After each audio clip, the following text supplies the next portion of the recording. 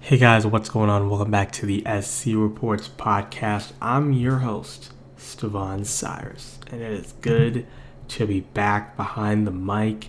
As you guys might not know, I am already back. I did post a separate video on the Cleveland Cavaliers Golden State Warriors game. Oh my gosh, instant classic. Instant classic.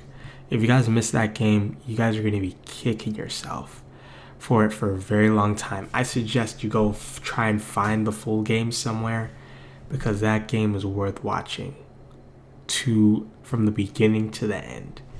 And we're going to talk about that. But we're talking about all the games from Christmas Day. And I'm going to break down which ones I like the most and, maybe grade them. So let's start with the first one, which was the Boston Celtics versus the New York Knicks. And rightfully predicted, I knew Boston was going to win this game. Now, they did go up by as much as 13 points on the Knicks, but in the fourth quarter, the Knicks made a huge run, cutting it down basically to a tie. But Marcus Smart, huge three that sealed the game for them, put them back up by 3. And, from there, Al Horford had a good block baseline on Kristaps Porzingis, and that was the game. Now, looking at the stats, Carmelo Anthony had 29 points. Fantastic night from him. Didn't do it really efficiently, but he kept the Knicks alive, came into play at the end of the fourth. And you also have to look at Derrick Rose. He also provided 25 points, and he was more efficient than Carmelo. He was 10 of 19, 52% from the field, which is something that the Knicks want from Derrick Rose. More efficiency from a guy like Derrick Rose. Carmelo, like I said, not super efficient, 9 of 24, but again, got the job done. And of course, the man, the myth, the legend, Kristaps Porzingis, with 22 points and 12 rebounds. The kid's going to be a killer. Okay, I'm telling you. And of course, as most of you might have figured out, Isaiah Thomas, always being the points leader for this team, had 27 points, 9 of 23, only 39%. 3 of 13 from downtown. Didn't shoot it well last night at all. But hey, kept him in the game. Jay Crowder, as I like to call him.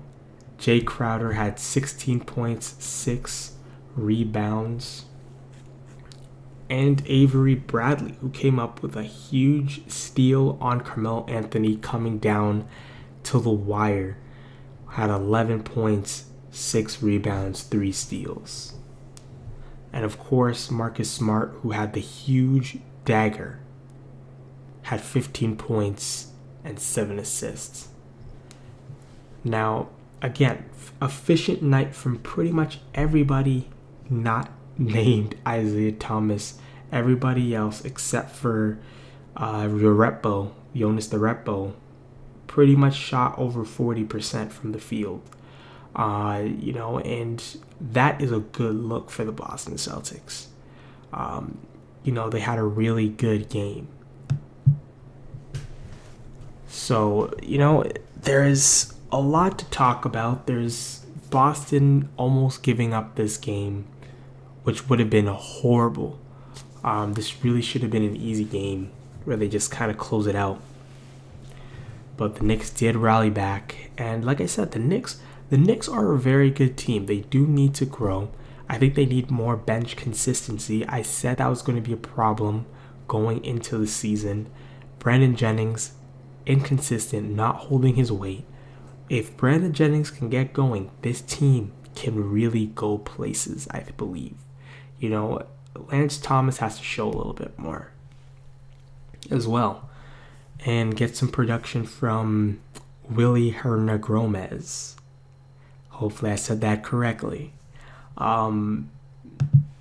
And that's pretty much it. I thought this was a great game. It was competitive. That's what I like to see on Christmas Day.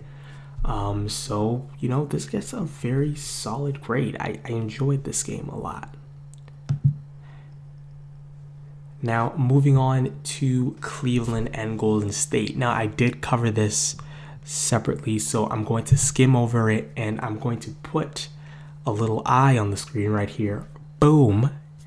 Go watch that video to get more in depth with it. I actually did put some video clips from the game inside my separate video, so go over there and watch it if you're interested.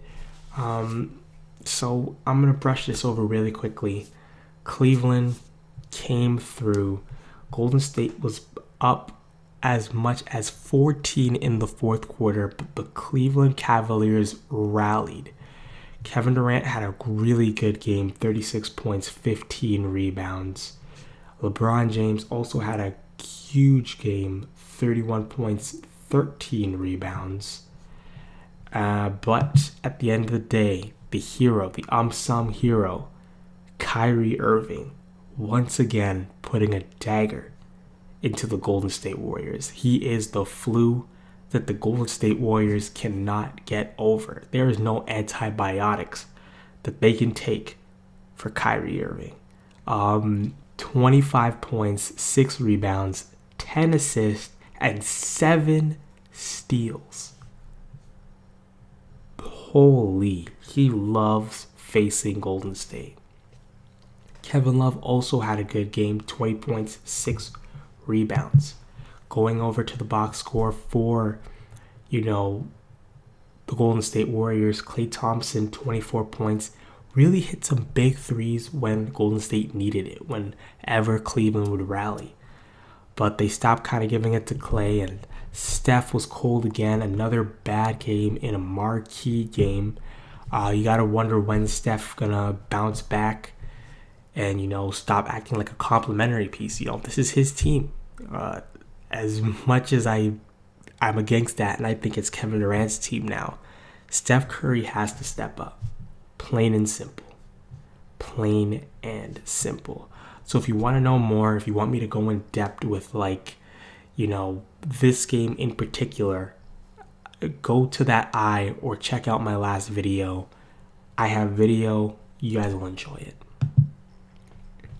Moving on to the next game, which was the Chicago Bulls and the San Antonio Spurs. Now, rightfully so, I did predict that San Antonio would win at home, and in the first quarter, I thought this was going to be like a blowout because LaMarcus Aldridge hit his first 3 shots and they were all easy. Come to know, LaMarcus Aldridge was 9 for 9 in the first quarter, and he had 20 points by halftime. He was on fire. And, that first quarter, the Spurs opened it up 36-25. Then the Bulls kind of came back here. They turned it around in the second quarter, 25-19. Made it a ball game again. Hell, they even took the lead. But the San Antonio Spurs took over in the third, 32-36, and then finished it up 32-24 again in the fourth. Now, San Antonio's biggest lead was 20. So, there was that moment where they were up big, and they kind of let the Bulls come back, but they did air out their lead again. And this game was pretty decent. I kind of got bored after the first quarter because, they made the Bulls look really bad at first. But let's look at some stats. LaMarcus Aldridge, 33 points on the night. His most efficient game, his season high, 15 for 20, 75% from the field. Almost got a double-double. He ended up with 9 rebounds. Kawhi Leonard, on the other hand, did get a double-double. 25 points, 10 rebounds, 4 assists, 3 steals. and he was 7-14, 15%, 3 for 5 from downtown, and hit all of his free throws, 8 for 8. So he had a stellar game, a much needed stellar game. Pau Gasol had a modest night, 12 and 7 from him, 5 of 8 from the field. And that's Spurs basketball. Distribute and play well. That's what they do best. Now going over to Chicago's side, Jimmy Butler, kind of the man in Chicago, 19 points, 5 rebounds, 8 of 19 from the floor, only 42% from the field. Dwayne Wade had 24 points, 3 rebounds, 6 assists, and he had a very efficient game, 9 of 16, 56% from the floor. And here's the problem here. Rajon Rondo had 6 points, 6 rebounds, only 2 assists in 29 minutes of action. They need more from Rajon Rondo. I know that's really tough to say because, again, he's not very offensively gifted. He does have his signature, kind of behind the back fake, but they need more contribution from him. He's a really talented passer. 2 assists in 29 minutes for Rajon Rondo is absolutely horrible. So I definitely do think they need more contribution from him. Doug McDermott, he needs to step up. Nikola Mirotic, not having a great season. Up and down, up and down. Joakim Noah's not here anymore. You have no excuse to be playing this bad. I really want to see him break out. I think he has the talent to be really good in this league. But overall, this game was okay. The Bulls came back eventually. But, I wasn't this wasn't really a hype game for me, especially because most of my energy was gone from that fantastic Cleveland and Warriors game. So, moving on to the next game here, we have Minnesota and the Oklahoma City Thunder, which was a spectacular game, very close throughout, but then, the Thunder turned it on in the second and third quarter. First quarter, Timberwolves were up actually 27-23. Second quarter, Oklahoma City hit back with 34 points in the quarter to Minnesota's 26. Third quarter, Thunder had 29-22. And in the fourth quarter, they had mounted a pretty good lead, and they just went on cruise control, and they ended up winning this game. So Russell Westbrook did not get his triple-double. However, he still had a very, very great game. 31 points, 7 rebounds, 15 assists. He was 11 for 25 from the field, 44%, and only hit 1 of 4 3-pointers. And Steven Adams had a great game as well. He had 22 points, 6 rebounds, and he shot 75% from the field, 9 of 12. Really, really good contribution there. And of course, the other big man, very talented, Enes Kanter, 20 points, 80% from the field, 8 for 10. And that was just, if you watch that game, you saw Russell Westbrook probably the most comfortable I've ever seen him distributing the ball. Just pick and roll, make space, dishing it off to Steven Adams and Enes Kanter almost every time for a sweet dish and dunk, which was just spectacular play from Russell Westbrook. Very, very happy with his play so far throughout the season, and I definitely do think that he might win the MVP. Is he going to continue to play at this level? I think by the end of the year, he's going to be exhausted. Now, I am making another video on Russell Westbrook in particular with the way that he's playing right now, but I'll let you guys know that sooner too when I release that video. But let's head over to the Minnesota side to look at that game. The stat sheet, and Karl-Anthony Towns led the way with 26 points and 8 rebounds. This night, he did very well. He was 10 for 20, 15%. Missed both of his trays, unfortunately, but overall, he did his part. Andrew Wiggins also mirrored kind of with Karl-Anthony Towns. He had 23 points, only 3 rebounds, but he also shot 10 for 20, 15% from the field. And Zach LaVine, again, huge player, someone who's been playing very great for the Minnesota Timberwolves. 16 points on 5 of 11 shooting, had 3 of 5 from downtown. That's 60%. And they've been doing very well. The thing about Minnesota is, again, they're young. So people are getting very fortunate with this team because in a few years, if this core stays together, this team is not going to lose a lot of games. Zach LaVine has come in and shown that he is a baller. Okay, mix that in with Andrew Wiggins, the defensive presence of Gorgui Dieng and Karl-Anthony Towns down low. Who's really going to stop these guys, right? Ricky Rubio, always doing his distributing job, had 7 rebounds and 10 assists tonight. We all know he is a horrible offensive player, but he can contribute in terms of assists, steals, and rebounds, and he does that job well.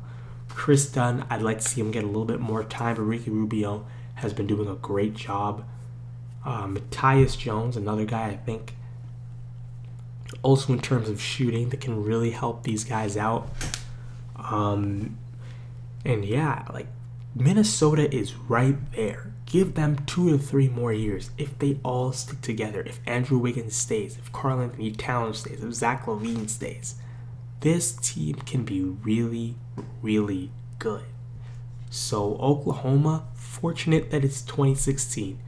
Don't know about the future when these guys gel even more. And the final day, the final game of Christmas Day was the Los Angeles Clippers and the Los Angeles Clippers and the LA Lakers. I was about to say the New York Lakers. Jesus, Esteban. It is 12 o'clock at night as I'm recording this. I am so sorry. Now, this game was actually really good.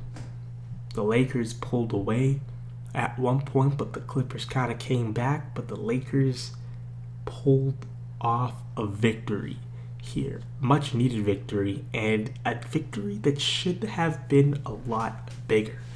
No Blake Griffin, no Chris Paul, and you almost let these guys come back and beat you.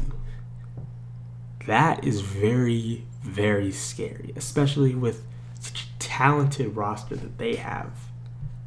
But let's get into some of the stats. Let's start with the Lakers because they are the winner. So, right now I have Timofey Mozgov leading the way here with 19 points and only 3 rebounds, which is very sad. But he did shoot 8 for 11 from the field. That's 72%. Nick Young also had himself a game, 19 points, 6 of 9 from the field, 66%. Julius Randle, Luol Deng, I should say, had a double-double, 13 points and 12 rebounds. Julius Randle also had a pretty good game, all-around game, I should say. 13 points, 7 rebounds, 8 assists, 5-11 from the field. That's 45%, which is great. D'Angelo Russell had a pretty calm game, 14 points, 5 rebounds, 4 assists. They need a little bit more out of him. Jordan Clarkson didn't have a great game, only 2 of 9 from the field. And especially Brandon Ingram. I've been waiting for him to snap. I'm almost getting ready to let him go in fantasy. I don't think this will be his year of snapping at this point. Again, we're only like two and a half months into the season, maybe after All-Star break when he has a little bit of time off. But Lou Williams, who's sealed the deal for these guys in the fourth quarter to make sure that they would hold on to win, had 14 points, 5 of 11 from the field. Lou Williams has been fantastic, and he's always been really good. I wish he would have stayed with the Raptors, but decided to leave. I believe the story was that Toronto didn't even offer him anything, but I kind of don't believe that. But yeah, guys, that was all of the Christmas games. Before I forget, I gotta go over to, the Clippers side here. And it was kind of damp all over on the Clippers side. People that we thought we were going to score high did so. Jamal Crawford had 22 points on 7 of 17 shooting, 41%. JJ Redick shot 50% from the field, 8 of 16, 22 points, and had 4 of 7 from downtown. Really good job from those guys. Paul Pierce, too old, only played 12 minutes, only 5 points. DeAndre Jordan, really, really disappointing showing, especially because of the fact that Chris Paul and Blake Griffin aren't there. People are going to look at you, especially because of the contract you've been given, the position that the Dallas Mavericks wanted to put you in, and you ran away from that. This was the time to say, hey, I'm going to step up. But he didn't. He only took 4 shots. And he continues to kind of let everybody say, well, yeah, he's just a law player. That's how he gets all those points. Which is true. But, I think he needs to work on his game, especially his free throws, because it kills him every single time. Only 1 of 4 from the free throw line today. So he got lucky that nobody wanted to hack a Shaq or hack a DeAndre in his case here. So yeah, guys, I feel really bad for the Clippers. They started the season as the best team in the league. Then Blake Griffin just randomly out of nowhere needs knee surgery, and he's out till mid to January. And Chris Paul pulls his hammy now, but he'll be back in 2 games. But, losing Blake Griffin so suddenly, it's just a huge hit for a team that was literally the best at one point in the league. Showed great defense, showed great offense. Just really sad to see. So guys, that is my review of all the Christmas games. Obviously, you guys know which my favorite Christmas game was. That was the Golden State Warriors versus the Cleveland Cavaliers. Kyrie Irving bringing me an early Christmas gift, which I am forever grateful for. So thank you to Kyrie. Thank you guys so much for watching. I hope you enjoyed this edition. Let me know what the next big podcast should be on. I have a few, things in my head, but I would love to get some insight from you guys. And yeah, until next time, I'll see you soon. You're the reason why